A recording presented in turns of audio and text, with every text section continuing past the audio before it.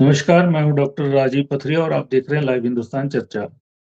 हिमाचल प्रदेश में आजकल विधानसभा में बजट सत्र चला हुआ है। उसी दौरान सदन के अंदर कांग्रेस पार्टी चुनावों से पहले जो गारंटियां देकर वायदे करके सत्ता में आई थी, उनको लेके विपक्ष खूब भाजपा खूब चर्चा कर रही है, उनको घेर रही है। लेकिन मुख्यमंत्री सुखविंदर सिंह सुक्खू को अब अपने ही घेर रहे हैं और अपने कौन घेर रहे हैं? वरिष्ठ विधायक और पार्टी के राष्ट्रीय सचिव सुधीर शर्मा, वहीं विधायक वरिष्ठ और पार्टी के राज्य के कार्यकारी अध्यक्ष राजेंद्र राणा। सुधीर शर्मा ने तो यहाँ तक कह दिया है कि अव्वल तो गारंटियाँ दी नहीं जानी चाहिए थी, अगर दी हैं तो उन्हें पूरा किया जाना चाहिए था और जनता को गुमराह नहीं करना चाहिए, इस पे जल्द ही श्वेत पत्र लाए सरकार और जनता के भ्रम को दूर करे। वहीं राजेंद्र राणा बेरोजगारों के साथ खड़े हो गए हैं। गारंटियों को लेके भी उन्होंने कहा कि रोजगार की गारंटी हमारी मुखिया थी। रिजल्ट पेंडिंग पड़े हैं, हम नहीं दिखा पा रहे हैं, वो रिजल्ट नहीं निकल पा रहे हैं, पिछली सरकार के समय के पेंडिंग है। तो जो वायदे हमने किए हैं, करुणामूलक आधार के तौर पे चाहे नियुक्तियाँ हैं, यानी कि अब कांग्रेस ही कांग्रेस को घेर रही है, सदन के अंदर भी और बाहर भी। इसी मुद्दे पे खुले पत्र भी लिखे थे राजेंद्र राणा ने, सुधीर शर्मा ने भी बार-बार सोशल मीडिया पोस्ट किए थे और कहा था कि महाभारत है, किसी क क कहीं न कहीं पार्टी के अंदर सब कुछ ठीक नहीं चल रहा है। आज हम इसी विषय पे चर्चा करने जा रहे हैं कि आखिर ये दोनों विधायक क्यों मुखर हो गए हैं और गारंटी को लेके सरकार को क्यों घेर रहे हैं। हमारे साथ आज चर्चा में भाग ले रहे हैं अजय राणा हैं, भाजपा के प्रदेश के वरिष्ठ प्रवक्ता हैं, मनमोहन कटोच हैं, कांग्रेस पार्टी के वरिष्ठ नेता हैं, डॉक्टर आशीष नड्डा जी हैं, विश्लेषक के तौर पे आज हमारे साथ जुड़े हैं। नड्डा जी, पहले मैं आपसे जानना चाहूँगा कि आपने देखा होगा 2 वीडियो एक आए हैं इनके और अभी राजेंद्र राणा ने जो हाउस के अंदर भी बोला है, उसमें भी कहीं न कहीं पार्टी को अपनी ही सरकार को कटघरे में खड़े करने की कोशिश की है। और जब इन दोनों विधायकों से बात होती है तो कहते हैं हम सजग हैं, हम विरोधी नहीं हैं। हम सजग हैं, मुद्दों को लेके सजगता से काम करते रहेंगे। तो ये कहीं न कहीं पार्टी को इसका नुकसान होगा या ये सजग होके पार्टी को आगाह कर रहे हैं? जी, नड्डा जी। पत्थर जी, धन्यवाद आपका इस डिबेट में बुलाने के लिए। तो ज़ाहिर-सी बात है कि विश्लेषक शब्द यूज़ किया है, तो मैं उसी तरह से टिप्पणी इस मामले में जी, करूँगा। जी। तो राज्यसभा का चुनाव भी पास है और राजेंद्र राणा और सुधीर शर्मा जो आपने नाम लिए कि विशेष तौर पर ये जो है वो पोटेंशियल कैंडिडेटर थे कि कल को मंत्री बनेंगे जब सरकार सत्ता में आएगी। तो व्हाटएवर जो भी कारण रहे हों कि सुखविंदर सिंह सरकार में जो है इनको प्रतिनिधित्व नहीं मिला है। तो थोड़ा-सा दबाव बनाने का समय भी है। राज्यसभा की वोटिंग है, पहली बार 30 साल में ऐसा हुआ है कि अ, विपक्ष ने जो है वो उम्मीदवार हिमाचल प्रदेश में दिया है और भारतीय जनता पार्टी ने हर्ष महाजन जी को आगे किया है। तो ज़ाहिर-सी बात है कि जो लोग सरकार में कंफर्टेबल फ़ील नहीं कर रहे होंगे, उनके लिए ये सर्वोत्तम समय है अपनी बात इशारों में रखने का, सरकार में दबाव बनाए जाने का। और रही सजगता की बात, तो जो राजेंद्र राणा जी ने जो मुद्दे उठाए हैं, वो मुद्दे एक्चुअल में फ़ील्ड में भी हैं, ऐसी बात नहीं है कि नहीं है वो मुद्दे।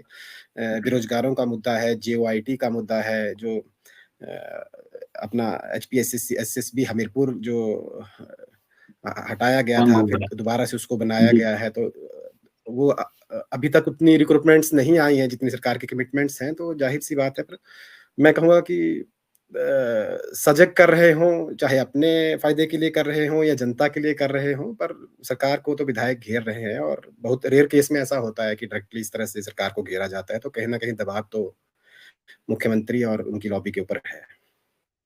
जी, एक बड़ी बात कही नड्डा जी राजेंद्र राणा ने कि लाहौल स्पीति में ₹1500 देने जा रहे हैं, मुख्यमंत्री ने ऐसी बात कही है उन्होंने कहा। और वो सदन के अंदर बोल रहे थे, उन्होंने ये भी कहा कि मुख्यमंत्री ₹1500 की गारंटी के लिए बजट प्रोविज़न करें, ताकि कहीं न कहीं उन्होंने मुख्यमंत्री को बाँधने की कोशिश की। अगर बजट प्रोविज़न होता है तो ज़ाहिर है ये पूरे प्रदेश में लागू करनी पड़ेगी ये योजना। अभी सिर्फ 2700 महिलाओं के लिए वहाँ पे शुरू करने जा रहे हैं। तो ये गारंटी भी कहीं न कहीं इनके गले की भी फांस बनी हुई है और अब अपने ही गारंटियों को लेके मुखर हो गए हैं। जी, नड्डा जी। देखिए अ इसमें मैं ये गारंटियाँ तो देखिए गले की फांस हैं ही, प्रदेश की जो फाइनेंशियल सिचुएशंस है हमारे प्रदेश की बहुत से राज्यों की, तो इसमें ऐसी गारंटियाँ गले की फांस ज़रूर बनती हैं। पर सबसे बड़ा प्रश्न ये उठता है कि जब ये गारंटियाँ बनाई गई थी, जब ये पार्टी के घोषणा पत्र बने, तब भी तो सब जो वरिष्ठ नेता हैं वो उसका पार्ट रहे होंगे। तब उन्होंने क्या इसके बारे में विचार-विमर्श नहीं किया कि हाँ, ये संभव है कि नहीं संभव है? अब ये जी, गारंटी सिर्फ़ सुखविंदर सिंह सुक्खू की गारंटी नहीं है, ये पूरी कांग्रेस पार्टी की 10 गारंटियाँ हैं, क्योंकि इन सब ने उन गारंटियों को जो है वो अपने विधानसभाओं में भुनाया है। बिल्कुल। ज़ाहिर है क्योंकि तो सुक्खू जी भी उस समय चुनाव प्रचार समिति के अध्यक्ष के नाते बिल्कुल, कहीं और न कहीं घोषणा थे, पत्रों के राजेंद्र राणा भी घोषणा कार्यकारी पत्र अध्यक्ष के थे, वो भी बिल्कुल, वो भी रहे पार्ट हैं। रहे हैं इन सब चीज़ों का। बिल्कुल, तो अगर बिहाइंड द इलेक्शन जब ये घोषणा पत्र बन रहे थे, तब शायद इन गारंटियों पे कि बजट कहाँ से आएगा ज़्यादा ज़्यादा अच्छी चर्चा रहती, तो शायद ये आज गले की फांस नहीं बनती। जी। लेकिन चलिए अपनों को घेरने के लिए एक गारंटियों का माध्यम मिल गया इनको। अजय राणा जी 2 विधायकों का आपने देखा होगा कि अब सदन के अंदर भी बोलना शुरू कर दिया उन्होंने, बाहर तो बोल ही रहे थे कहीं न कहीं। और गारंटियों को लेके वो कह रहे हैं कि श्वेत पत्र लाया जाए। अपनी ही सरकार से श्वेत पत्र की माँग की गई है सुधीर शर्मा द्वारा कि श्वेत पत्र लाया जाए, अगर गारंटियाँ देनी है कि नहीं देनी है, इस पे श्वेत पत्र लाया जाए। बड़ी स्पष्ट सी माँग कर दी है, ज जबकि आप लोग घेर रहे थे इन चीज़ों पे और लगातार और अपने ही विधायक ने घेर दिया है कांग्रेस को। जी, राणा जी। पथरिया जी, ये लड़ाई ये लड़ाई जितनी जी, दिख रही है, ये उससे जी, भी गहरी है। जी, बेसिकली राजनीतिक चर्चा हमारी तभी ये सार्थक होगी जब इसकी हम समग्रता से चर्चा करेंगे। हिमाचल प्रदेश में माननीय वीरभद्र जी की मृत्यु के पश्चात राजवंश कहें, डायनेस्टी कहें या एक ही परिवार का शासन कहें, चुनाव हुआ उनकी मृत्यु के बाद, प्रतिभा बाई इलेक्शंस हुए, प्रतिभा सिंह जीत गई, मात्र कुछ वोटों से जीती। जीतने के जी, बाद उन्हें पार्टी की अध्यक्षा बनाया गया, लेकिन सुक्खू संगठन से होते हुए हाईकमान ने तय किया और उनको मुख्यमंत्री बनाया। लेकिन ये चीज बहुत से लोगों को पची नहीं। जो लोग पुराना शासन कर रहे थे उनको ये पची नहीं, और सुक्खू जी ने जब सरकार का गठन किया, उस गठन में उन्होंने अपनी जो राजनीतिक महत्वाकांक्षाएं होती हैं और कांगड़ा की बेसिकली जो महत्वाकांक्षाएं थी उनको वहीं ढेर कर दिया। ऐसे में बेहतर यही होगा कि सत्ता के इस खेल में सरकार के गठन की परंपराओं को, उनकी सिद्धांतों को, उनकी भौगोलिक अपेक्षा है, उनको भी सम्मान दिया जाए। और इसमें सुधीर शर्मा और राजेंद्र राणा का सबर का बांध उनका टूट गया है, और सत्ता पक्ष के जी। विधायक वो श्वेत पत्र, सत्ता पक्ष के विधायक हैं, श्वेत पत्र की वो मांग कर रहे हैं। सत्ता पक्ष का विधायक कभी ये नहीं मांगता। तो कटोच जी बड़ा मुद्दा है कि दोनों विधायक अब अपनी ही सरकार को कटघरे में ला रहे हैं और ऐसी-ऐसी बातों का ज़िक्र कर रहे हैं जो आज की मुद्दे उनके सही हैं, जनता के बीच के मुद्दे हैं और उनका ये कहना है कि जब हम विपक्ष में थे, तब हम इन्हीं मुद्दों की पैरवी करके सत्ता में आए हैं और आज हम इन्हीं मुद्दों को भुला बैठे हैं। तो कहीं न कहीं ये पार्टी के लिए भी खतरे की घंटी है, लोकसभा का चुनाव सिर पे है और जनता देखेगी कि जो वायदे करके आप आए हैं, आप उन पे खरा नहीं उतर रहे हैं। जी, मनमोहन जी। देखिए, पहले तो आपका धन्यवाद जो आज आपने इस बहस के लिए मुझे यहाँ आमंत्रित किया, और बड़े बेबाकी से कहना चाहूंगा कि जो दोनों विधायकों ने कहा है, मेरा मानना है कि वो विरोध नहीं, वो अपनी परिवार में अपने परिवार को आगाह करना और अपने परिवार को अगर कोई कमी है उसके बारे में बताना मात्र है। और जिस तरह से उन दोनों ने ये बात रखी है, मैं कहना चाहूंगा कि पिछले 1 साल में आउटसोर्स हो या कॉन्ट्रैक्ट बेस के ऊपर हो, सरकार ने लगभग 9,000 10,000 रोजगार देने का काम किया है, और उसके साथ ही 20,000 रोजगार और आने वाले समय में सरकार द्वारा देने देने जा रही है हिमाचल प्रदेश सरकार। और जिस तरह से सरकार ने पिछले 1 साल जो हमारा रहा आपदा के कारण, जो फाइनेंशियल कंडीशन रही प्रदेश की, अगर हम कहें कि गारंटियों की बात मैं करूं, तो सबसे बड़ा कर्मचारियों को ओपीएस का जो वादा था, आते ही हिमाचल प्रदेश सरकार ने उसको लागू करने की घोषणा की। और जो गारंटियां हैं वो धीरे धीरे सरकार उनके ऊपर उनको अमली जामा पहनाने के लिए काम करेगी, मेरा ऐसा मानना है। और जल्द ही इन सारी मुद्दों को लेके सरकार आगे बढ़ेगी, और जो हमारी गारंटियां जो हमने कहा है और कांग्रेस जो कहती है उसको करती है। आने वाले समय में आप देखेंगे की जो गारंटी है उनको पूरा करने का काम। लाहौल स्पीति से अगर 1500 की बात करूं, देने की जो घोषणा मुख्यमंत्री ने की है वो शुरुआत मात्र है, और आने वाले दिनों में पूरे हिमाचल में जो बेरोजगार महिलाएं हैं उनको 1500 देने का काम हम लोग करेंगे। और जो विधायकों ने कहा है, वो विधायकों ने सरकार को कहा है कि आगे आने वाले लोकसभा चुनाव के लिए हम तैयारी रखें, और जो रोजगार के ऊपर बात है हम तैयार हैं, और हमने जो कहा है उसको हम करेंगे, ये मेरा मानना है। और कांग्रेस की नीति रहेगी कि बेरोजगारों को रोजगार दिया जाए। जी मनमोहन जी, लेकिन सुधीर शर्मा को ये कहना पड़ रहा है कि अव्वल तो गारंटियां दी नहीं जानी चाहिए थी, अगर दी हैं तो उन्हें पूरा किया जाना चाहिए था। लोगों को भ्रम की स्थिति से निकालने के लिए सरकार इस पे श्वेत पत्र लाए, बहुत बड़ी देखिए मांग है। आपके वरिष्ठ सुधीर विधायक हैं, शर्मा जी, राष्ट्रीय अखिल भारतीय कांग्रेस कमेटी के राष्ट्रीय सचिव भी हैं, सुधीर शर्मा उन्होंने जी कहीं ना पूर्व कहीं बड़ी बात कही है ये। सुधीर शर्मा जी पूर्व में मंत्री रहे हैं, उसके साथ साथ कांग्रेस के वो सीनियर नेता हैं, और माननीय सुधीर शर्मा जी ने गवर्नमेंट का पार्ट रहते हुए हो या पार्टी का पार्ट रहते हुए हो, हर उस सोच के साथ उन्होंने अपना साथ निभाया है। अगर गारंटियों की बात मैं करूं तो सुधीर शर्मा भी उस समय पार्टी के विभिन्न अंगों के साथ जुड़ते हुए इन गारंटियों को, इस घोषणा पत्र को बनाने में शामिल थे, और उनको पता है कि सरकार किन कारणों से गारंटियां पूरी नहीं कर पा रही है। जल्द ही धीरे धीरे अमली जामा इनके ऊपर पहनाने का काम सरकार करेगी, और अगर सुधीर भाई ने कोई बात रखी है तो निश्चित तौर पे उन बातों के ऊपर सरकार काम करेगी और आगे बढ़ेगी। जी, राजेंद्र राणा कह रहे हैं कि हिम केयर के पैसे नहीं दिए जा रहे हैं और प्राइवेट हॉस्पिटलों में सेवाएं मिलनी बंद हो गई हैं, और उनको मेरा ये चीज विधानसभा के अंदर बोलनी पड़ रही है। तो क्या कहीं बैठ के ये बातें मतलब कहीं संवाद की कमी आपकी पार्टी के अंदर तो नहीं आ गई? सुक्खू जी ठीक है संगठन से निकले हैं, लेकिन संवाद उनका भी बजट सत्र के दौरान ये आम चर्चा है कि दोनों इन विधायकों की दूरी मुख्यमंत्री से इतनी दूरी बनी हुई है, इतने दिन हो गए बजट सत्र को चले हुए, लेकिन कहीं भी कोई मेल मिलाप नहीं हो रहा है। देखिए, दूरी नाम की कोई चीज नहीं है। हाईकमांड जो भी अगर कहीं कोई बात होगी तो उनको बैठ के सुलझा लिया जाएगा। लेकिन मैं ये कहना चाहूंगा कि अगर सुधीर शर्मा जी हों या राजेंद्र राणा जी हों, उन्हें कोई भी बात है पार्टी मंच के ऊपर उठाई जानी चाहिए। अगर वो विधायक बने हैं तो ऐसी वैचारिक सोच का विरोध करके बने हैं जिस वैचारिक सोच ने पिछले 5 साल सरकार में काम किया, और पिछले 5 साल में उन्होंने रोजगार के नाम पे ठेंगा दिया, उन्होंने ठगने का काम हिमाचल प्रदेश को किया। उसी वैचारिक सोच का विरोध करके ये लोग सत्ता में आए हैं, विधायक बने हैं, और निश्चित तौर पे अगर कहीं कोई विवाद होगा तो उसको बैठ के सुलझा लिया जाएगा। लेकिन मनमोहन जी, इन दोनों विधायकों के शब्दों से भी यही लग रहा है कि पहले तो चलो भाजपा ने ठगा रोजगार के नाम पे, और अब हम ठग रहे हैं, कहीं ना कहीं हमारी सरकार ठग रही है। तभी उन्होंने कहा है कि विपक्ष में रहते हुए जो हमारे मुद्दे थे, आज कांग्रेस सत्ता में आकर उनको बुलाए बैठी है। बड़ी बात है ये। सार्वजनिक मंचों पे बात करना, मीडिया में बात करना और सदन के अंदर बात करना, ये बड़ी चर्चा हो रही है। मैं आपको पहले कह चुका हूं कि पिछले 1 साल में 10,000 रोजगार देने का काम सरकारी तौर पे किया गया, और 20,000 रोजगार और देने जा रही चलिए, है। और राणा जी जवाब देंगे, 10,000 कौन से थे वो? जी पथरिया जी, राणा जी, ये 10,000 का रोजगार दिया इनका कहना है, जबकि आंकड़ा कुछ और आ रहा है ना। देखो, बात बड़ी सीधी है कि दोनों के सबर का बांध टूट गया है। एक तीसरी बार का विधायक है और उनको कुर्सी तक मुहैया नहीं होती, जब कार्यक्रम में होते हैं तो उसको बोलना तो पड़ेगा ही।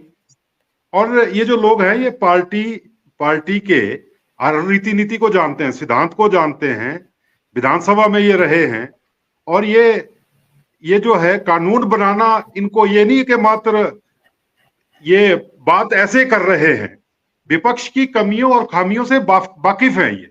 ये अनाड़ी लोग नहीं हैं। और जो ये कह रहे हैं कि हमें महाभारत करनी पड़ेगी, तो महाभारत किसके बीच होगी? 42 विधायक कांग्रेस के हैं। अगर हम 5 पांडवों को भी मान लें तो भी भीष्म पितामह, शल्य जो बीच बीच में रहते थे, द्रोणाचार्य, कृपाचार्य, ऐसे लोग इनके बीच ही होंगे। तो 37 लोगों में से अगर 5 लोग भी ऐसे हुए, मात्र 2 नहीं है, 5 लोग भी ऐसे अगर और हुए जो संतुष्ट नहीं है, तो अपना खेल तो खेलेंगे, खेला तो ये करेंगे ही। ये अनाड़ी लोग नहीं है, ये विधानसभा के सिद्धांत जानते हैं। और ऐसा नहीं है कि ये अपने जो बात रख रहे हैं, ये जानबूझ के अपनी सरकार को ये भी ठीक है कि JOIT की बात करें, चाहे सचिवालय में हम वेटनरी उसमें क्लर्कों की बात करें, वेटनरी फार्मासिस्ट की बात करें, ड्राइंग मास्टरों की बात करें, और ऐसे भी लोग हैं जो 35 वर्ष के ऊपर जिनकी आयु हो गई है। अक्टूबर 2022 के बाद 937 लोग जो ड्राइंग मास्टर के हैं वो तो उस जांच में भी नहीं थे, उनको तो कम से कम नौकरी देते, ये भारतीय जनता पार्टी ने ये मुद्दे उठाए हैं। लेकिन इनको ये लग रहा है कि इस मौके पे हमारा अच्छा मौका है, क्योंकि तीनों राज्यों में कांग्रेस हारी है, कांग्रेस की हालत पतली है और नेशनल लेवल पे बीजेपी की वेव चल रही है। इस मौके पे इन्होंने अच्छा मौका जांचा है कि सरकार को कटघरे में खड़ा किया जाए। ये ऐसे नहीं है, अनायास नहीं हुआ है, कहीं ना कहीं गहरी खाई कांग्रेस के अंदर है जिसको इन्होंने उजागर किया है, मुझे यही कहना है। जी मनमोहन जी, मतलब ये देखिए पिछले कुछ समय से ये चर्चाएं चल रही थी और ये खुले पत्थर ये सारी चीजें चल रही थी। क्या आपका हाईकमान इतनी गहरी निंदा में सोया है कि वो इन चीजों को देख ही नहीं रहा है, इग्नोर करके बैठा है? बाकी राज्यों में भी आपने सरकारें खोई हैं, क्या हिमाचल प्रदेश में भी हाईकमान की सुस्ती का ये प्लान तो नहीं है? देखिए, जिस तरह से अजय भाई ने कहा कि कांग्रेस की हालत पतली है, कांग्रेस की हालत पतली दिखी है हिमाचल प्रदेश में। पिछले 1 साल पहले कांग्रेस की सरकार यहाँ बनी है, और किसकी हालत पतली है किसकी नहीं, और कितनी खाई कहाँ है, मैं इसके ऊपर कहना चाहूंगा कि अभी परसों ही अधिवेशन में जिस तरह से राजनाथ सिंह माला पहनाते पहनाते उनका सिर बाहर निकला है, खाई कहाँ देखने को मिल रही है, संगठन में दूरियां कहाँ मिल रही हैं, ये सबको पता है। लेकिन ठीक है, इनके दिन अच्छे चल रहे हैं, मुबारक हो इनको। और अच्छे दिनों में बातें आती हैं, बड़ी बड़ी बातें आती हैं, कभी ऊपर कभी नीचे, समय चलता रहता है। मानता हूं कांग्रेस संगठन में कहीं ना कहीं कोई ना कोई कमी रही होगी, तभी लोगों ने हम लोगों को सत्ता से बाहर करने का काम किया। लेकिन सत्ता में रहना, सत्ता से बाहर रहना और लोगों की आवाज बन के रहना 2 बातें हैं। और लोगों की आवाज बनने का काम अगर हम करेंगे तो निश्चित तौर पे आज नहीं तो कल फिर सत्ता में आएंगे। और ये मैं कहना चाहूंगा कि ये कुर्सी देने की बात ये कर रहे हैं कि कुर्सी नहीं मिलती, पूरा मान सम्मान, और यहाँ तक कि 3-3, 4-4 बार विधायक बनने के लिए कांग्रेस का टिकट इन लोगों को मिला है, मंत्री इन लोगों को बनाया गया है, इनको प्रदेश का अध्यक्ष तक, प्रदेश का कार्यकारी अध्यक्ष तक बनाया गया है, पूरा मान सम्मान दिल से कार्यकर्ता इनको करता है। किस तरह से पूरे हिमाचल प्रदेश में इनके लोग लड़ते नजर आए हैं। स्टाफ सिलेक्शन कमीशन का जो ऑफिस था वो किस तरह से भ्रष्टाचार का अड्डा पिछले 5 साल बना रहा, उस भ्रष्टाचार के कारण पूरे हिमाचल प्रदेश के बिल्कुल वही कमियां रही होंगी, तभी जनता ने भाजपा को सत्ता से बाहर किया है। लेकिन यहाँ पे चुनी हुई सरकार, आपके 40 विधायकों की सरकार है, 2 विधायक शरेआम नाराज चल रहे हैं और भी उनका साथ दे रहे हैं कई लोग, तो क्या हाईकमान इस संवाद के जरिए इन चीजों को सुलझा नहीं सकता? मेरा प्रश्न वो है, हाईकमान क्यों सोया पड़ा है? प्रश्न का उत्तर मैं दे रहा हूँ कि हाईकमांड पूरे दम के साथ इन लोगों की बातों को सुलझाएगा। अगर कहीं कोई मनमुटाव होगा तो घर होता है, बर्तन होते हैं, आपस में टकराते हैं। ये बर्तन भाजपा में भी टकराते रहे, ये कांग्रेस में भी चलता रहता है, इतिहास भी है और वर्तमान भी है और भविष्य भी रहेगा। लेकिन मैं ये कहना चाहूंगा कि इस बात को सुलझा लिया जाएगा, कोई बड़ी बात नहीं है, बड़ा इश्यू नहीं है। लेकिन आपदा के कारण जो 1 साल बीता है उसमें कुछ कमियां सरकार द्वारा अगर रही हैं तो मेरा मानना है, मैं एक कार्यकर्ता होने के नाते ये कहना चाहूंगा कि संयम के साथ और लंबी सोच के साथ कांग्रेस को मजबूत करने के लिए तमाम लोगों को इकट्ठा होकर बात करनी चाहिए, जो हमारे लोग। जी राणा जी, कितनी संभावनाएं हैं कि आपने राज्यसभा के लिए भी अपना कैंडिडेट दिया, और दिया कौन है? आशु महाजन, कांग्रेस में जिन्होंने 42 साल बिताए हैं, वीरभद्र सिंह की गोदी में भी खेला उन्होंने, ठीक है, उनकी किचन कैबिनेट के प्रमुख कर्ता धर्ता रहे हैं, उनको आपने कैंडिडेट तो दिया है। कैंडिडेट आपने क्या सोच के दिया कि 2 विधायक जो वरिष्ठ विधायक हैं ये लगातार पार्टी मुख्यमंत्री सुखविंदर सिंह सुक्खू की कार्यशैली का विरोध कर रहे हैं, क्या ये क्रॉस वोटिंग करेंगे? लेकिन सुधीर जी से, राणा जी से जो चर्चा हुई है, उनका कहना कि क्रॉस वोटिंग का तो सवाल ही पैदा नहीं होता, हाईकमान ने जो निर्देश दिए हैं, कैंडिडेट दिया है, वो सर माथे पे है, और जाहिर है वो अभिषेक मनु सिंह भी जीत कर जाएंगे। तो आप सेंध लगाना चाहते हैं, आप कांग्रेस की दरारों को दिखाना चाहते हैं इस राज्यसभा चुनाव के जरिए, तो आपका प्लान क्या है? कहीं दिख तो रहा नहीं है। जी राणा जी, दरार है उसी में छेनी से खुद ही छेद कर रहे हैं ये अपनी पार्टी को। ये जो ऐसे लोग हैं जो विधायक 15, 20, 25 कार्यकर्ताओं में से एक व्यक्ति को टिकट मिलता है, और रीति नीति से वाकिफ लोग, एक व्यक्ति उनको मानक को समझते हुए जो विधानसभा के विधायक हैं, वो क्या दर्शाना चाहते हैं? इसका मतलब है कि कांग्रेस की सरकार ठीक नहीं चल रही है, मुख्यमंत्री उनसे संवाद नहीं कर पा रहे हैं, मुख्यमंत्री उनको चला नहीं पा रहे हैं। ये ठीक है कि राज्यसभा में उनकी अपनी, वो तो इच्छा उनकी होगी जो चाहेंगे, लेकिन सत्ता पक्ष के विधायक के नाते इस तरीके से बातें पब्लिक डोमेन में करना, ये कहीं ना कहीं सत्ता के विधायक को, ये इतना वो भी जानते हैं कि शोभा नहीं देता, लेकिन फिर भी उनको करनी पड़ रही है, तो कितनी मजबूरी उनकी होगी। अगर ये हालत विधायकी है जिसको पूरी विधानसभा नर्स करनी होती है, तो इनके कार्यकर्ता किस ट्रॉमा में होंगे, क्या उनकी हालत होगी, मानसिक क्या उनकी स्थिति होगी, जो अपनी पार्टी का चरित्र हरण करने पे खुद ये विधायक उतारू हो गए। तो कितनी घुटन इनके बीच होगी और उनके कार्यकर्ताओं के बीच होगी। सब कुछ जानते हुए, रीति नीति जानते हुए, ये अगर पत्थर मार रहे हैं, अपनी हालत पतली कर रहे हैं और अपने वजन से खुद ही गिर रहे हैं।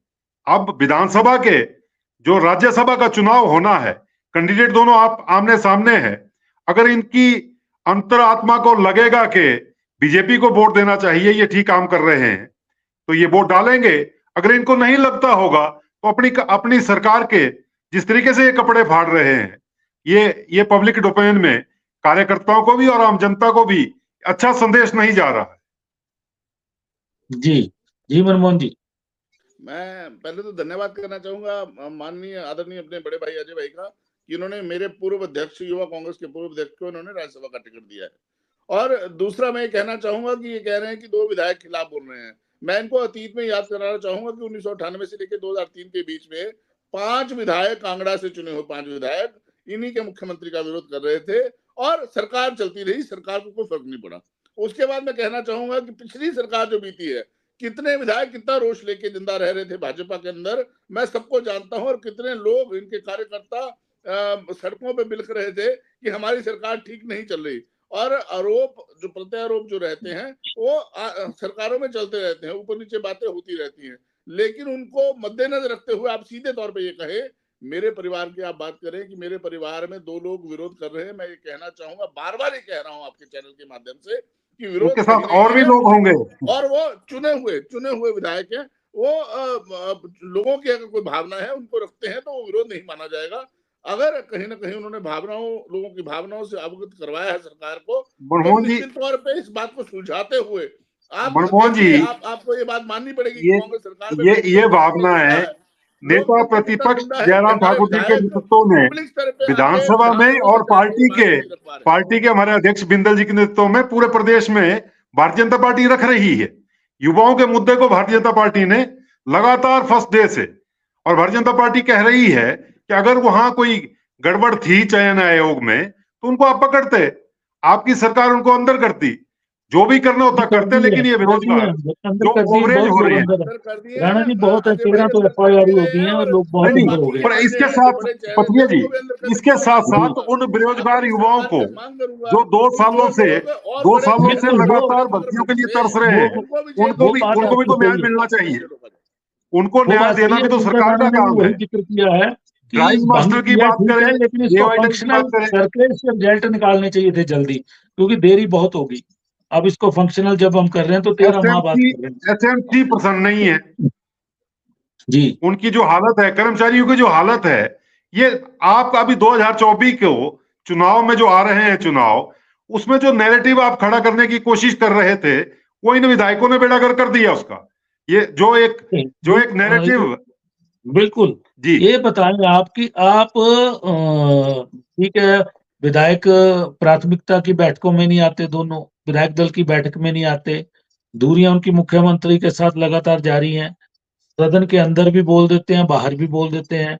तो बीजेपी क्या ये असंतुष्ट विधायकों को अब बागी का तमगा तो नहीं लगाने जा रही कहीं पे? क्योंकि बीजेपी प्रवोक तो कर रही है कहीं ना कहीं, मुद्दे उनके सही हैं, गारंटियों पे एक बोल रहा है, एक रोजगार पे बोल रहा है, क्योंकि ये दोनों चीजें कांग्रेस की प्राथमिकता थी, मुद्दे सही हैं। लेकिन भाजपा का प्रयास भी है कि इन दोनों के जरिए हम कहीं ना कहीं कांग्रेस की फूट को जग जाहिर करें, और ये सरकार स्थिर नहीं है, ये जनता को मैसेज दे दें।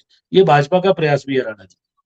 भारतीय जनता पार्टी ने, पथरिया जी, जो ये मुद्दे थे, चाहे बेरोजगारी का है, चाहे कर्मचारियों का है, ये सारे मुद्दे, चाहे गारंटियों का है, Bharatiya Janata party day one से लगातार इन मुद्दों को लेकर पब्लिक के बीच आ रही है। और वही मुद्दे इसी सरकार के 2 विधायक, उन्हीं मुद्दों को उन्होंने पकड़ा है। जो विपक्ष का मुद्दा है वही सरकार के लोग बोल रहे हैं। विपक्ष अपनी जगह बिल्कुल ठीक चल रहा है।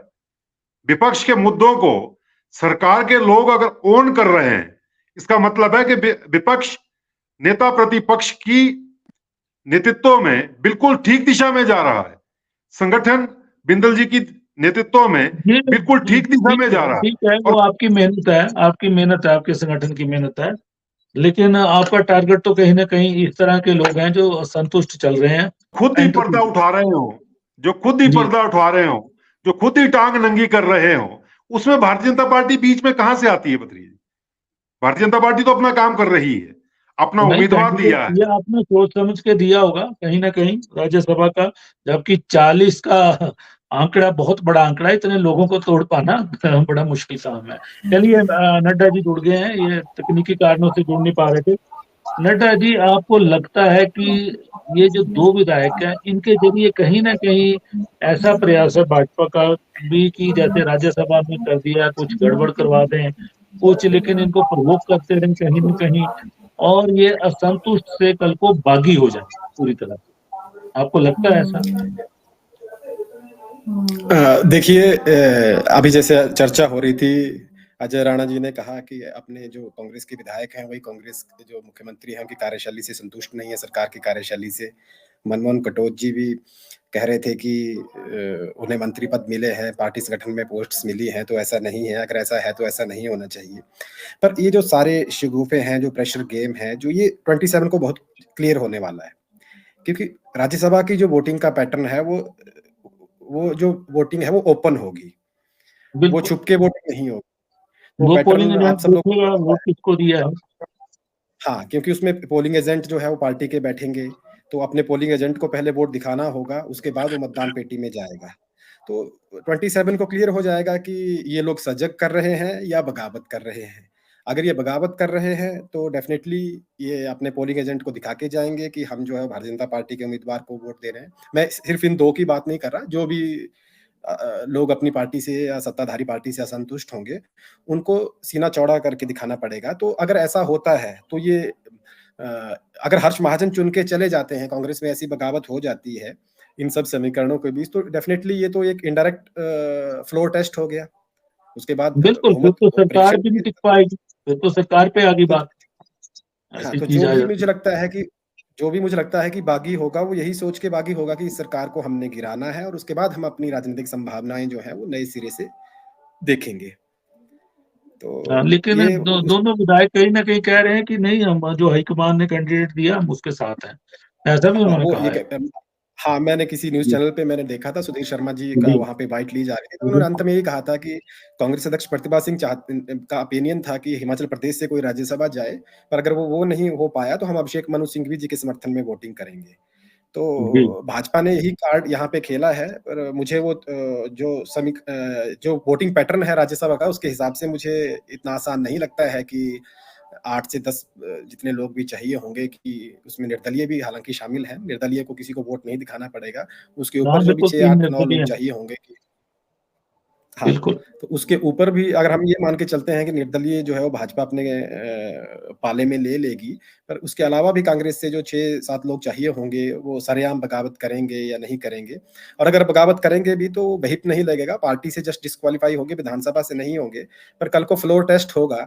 अगर इसके बाद फ्लोर टेस्ट होता है तो वहां पे तो व्हिप भी लगेगा, तो वहां से तो विधानसभा की सदस्यता से बाहर भी जा सकते हैं, पार्टी लाइन से बाहर अगर वोटिंग करते हैं तो ये बहुत सारी चीजें देखने वाली हैं। उसका क्या है, एब्सेंट रह लिए, फ्लोर टेस्ट के दिन एब्सेंट रह, अनअटैच मेंबर रह लो, कई विकल्प हैं इसमें कहीं ना कहीं पर। लेकिन चलिए, तो चर्चा को विराम देते हैं। व्हिप में पहला क्राइटेरिया प्रेजेंट होने का है ना, आपको प्रेजेंट होना पड़ेगा व्हिप। बिल्कुल, लेकिन कई कारणों से हो जाता है। चलिए, तो आज हम चर्चा कर रहे थे कि भाजपा तो गारंटियों पे घेर ही रही है कांग्रेस को, सुक्खू सरकार को, लेकिन अपने ही विधायकों ने अब घेरना शुरू कर दिया है। वहीं पे गारंटियों पे श्वेत पत्र की मांग की जा रही है, बेरोजगारों के साथ खड़े होने की कोशिश की जा रही है। जेओआईटी के जो अभ्यर्थी हैं बैठे हुए हैं अनशन पे, उनसे मिलने कोई सरकार का नुमाइंदा नहीं गया, लेकिन राजेंद्र राणा वहां भी पहुंच जाते हैं।